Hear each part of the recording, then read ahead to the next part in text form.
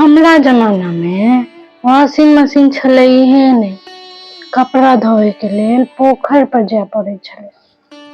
कपड़ा पटकैत पटकैत हाथ उखड़ जाय छले।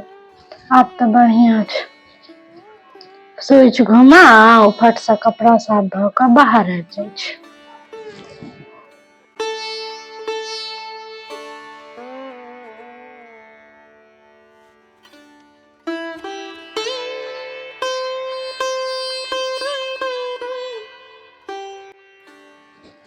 हमरा सबके तो गोबर ल ल के कोने कोने नीपे पड़े छले।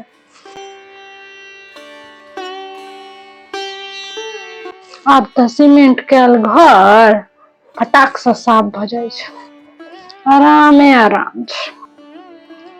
माँ खाना कनी रुक के बनेबे, अखन सब्जी सब काट के रेडी क लै छी।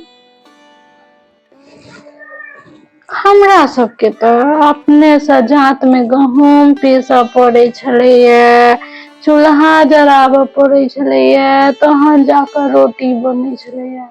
कहाँ आराम छलै हमरा सबके।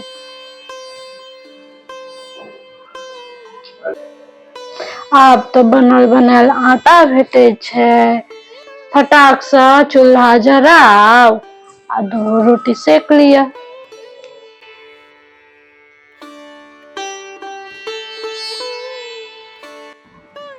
खाना के समय तो भ गेलै, खाना बन गेल ना लाल बहुरिया। 2 मिनट हिनका से हमरा आराम नहीं देखल जाय छै। किछ कहलौ की लाल बहुरिया? हाँ, हमर माँ कहे छथिन जे हमर दाय एते बूढ़ भेला के बादो कखनो बैसे नहीं छलखिन, हमर माँ के पाछा पाछा काज में लागल रहे छलखिन। हाँ, आ भाषण देनाइ हुनका एकदम पसंद नहीं छलनि। खाली समय में एकांत में बैस कर तुलसी माला के जाप करैत रहे छलखिन।